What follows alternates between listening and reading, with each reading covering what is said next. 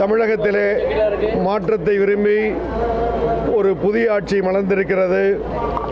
மாண்புமிகு ஜோசப் விஜய் அவர்களுடைய தலைமையிலான இந்த ஆட்சியிலே நாகப்பட்டினம் மாவட்டத்திற்கு பொறுப்பு அமைச்சராக நியமிக்கப்பட்டு இன்றைய தினம் மாவட்ட ஆட்சியரின் தலைமையிலே ஒரு ஆய்வுக் கூட்டத்தை நடத்தி முடித்திருக்கிறோம்.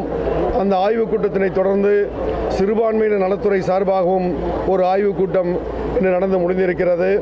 இந்த ஆய்வுக் கூட்டத்திலே மாவட்டத்திலே நடத்தப்பட வேண்டிய வளர்ச்சிப் பணிகள், நலத்திட்ட உதவிகள், பேரிடர் மேலாண்மை சம்பந்தப்பட்ட பணிகள் எல்லாம் சரியான முறையில் நடைபெற்று வருகிறதா என்பதை குறித்து ஒரு நீண்ட நேர ஆய்வுக் கூட்டம் இன்று நடந்து முடிந்திருக்கிறது.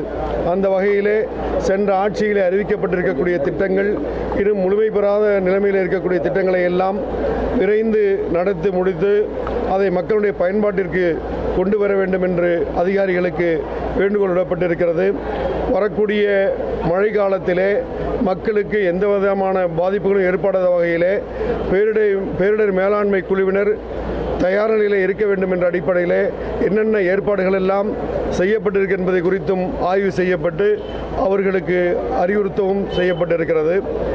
மேலும் சிறுபான்மை நலத்துறை சார்பிலே பயனாளர்களுக்கு தையல் இயந்திரம் போன்ற உதவிகள் இன்று வழங்கப்பட்டு அவர்களுக்கு வழங்கப்படக்கூடிய நலத்திட்டங்கள், கல்வி உதவிகள், உலமாக்கல் நலவாரியம், பாதிரியார் நலவாரியம் சார்பிலே அவருக்கு வழங்கக்கூடிய திட்டங்கள் குறித்தும், உலமாக்களுக்கு வழங்க இருக்கக்கூடிய இருசக்கர வாகனங்கள் குறித்தும், வக்ஃபு வாரியத்தின் கீழ் இயங்கக்கூடிய பள்ளிவாசல் கண்காணிப்புகள் குறித்தும் ஆய்வுக் கூட்டங்கள் விரிவாக நடத்தி முடிக்கப்பட்டிருக்கிறது.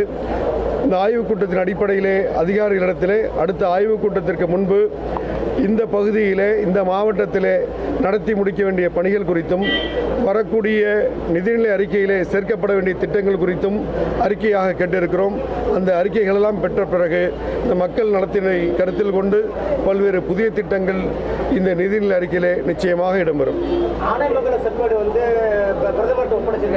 என்னங்கய்யா?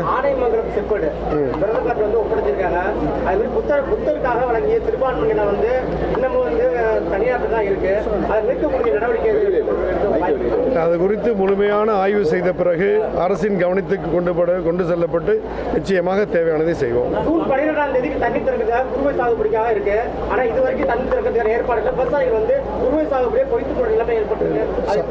வழக்கமாக 90 அடிக்கும் அதிகமாக நீர்நிலை தேக்கம் மேட்டூர் அணையில் இருக்கும் போது நீர் திறப்பது வழக்கமாக இருந்து கொண்டிருக்கிறது. தற்போது 79 கன அடி தான், 79 அடி தான் நீர்த்தேக்கம் இருப்பதால் அது குறித்து அதிகாரிகள் ஆய்வு செய்து வருகிறார்கள். ஒரு நாட்கள் அது குறித்தான அறிவிப்பு வெளிவரும்.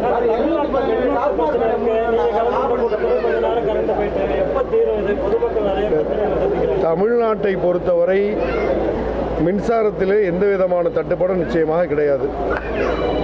இந்த நாகப்பட்டினம் மாவட்டத்தை பொறுத்தவரை 2 தினங்களுக்கு முன்பு ஏற்பட்ட கொடுங்காற்றினால் ஆங்காங்கே சிறு மின்சாரம் வழங்குவதில் சிறு தட்டுப்பாடு இருந்ததாகவும், அது ஒரு சில மணி நேரங்களில் சரி செய்யப்பட்டதாகவும், தற்போது எந்தவித மின் தட்டுப்பாடும் இல்லை என்பது அதிகாரிகள் உறுதி செய்திருக்கிறார். இந்த கடந்த ஆட்சி காலத்திலிருந்து நாகப்பட்டினம் நகராட்சிக்கு உட்பட்ட அந்த 36 வார்டுகள்லையும் பாதாள சாக்கடை பிரச்சனை வந்து இன்னும் தீரவே இல்லை. அது மாதிரி குடிநீர் தட்டுப்பாடும் இருக்கு.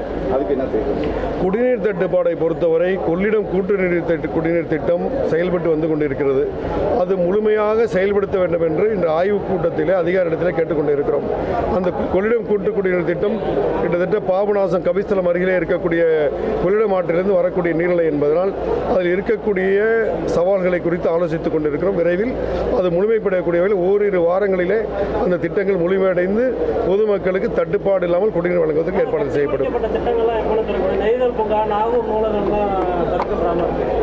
கட்டி முடிக்கப்பட்ட திட்டங்கள் குறித்தும் இன்று ஆய்வுக் கூட்டத்தில் விவாதிக்கப்பட்டது. தேர்தல் நடத்தை விதிமுறைகள் அமல் இருந்த காரணத்தால் ஒரு சில நாட்கள் தாமதம் என்றாலும் கூட வரக்கூடிய நாட்களிலே அந்த நெய்தல் பூங்கா, நாகூர் நூலகங்கள் எல்லாம் திறப்பதற்கு மாவட்ட ஆட்சியரிடத்திலே கலந்து ஆலோசிக்கப்பட்டிருக்கிறது. விரைவில் மக்களுடைய பயன்பாட்டிற்கு வரும்.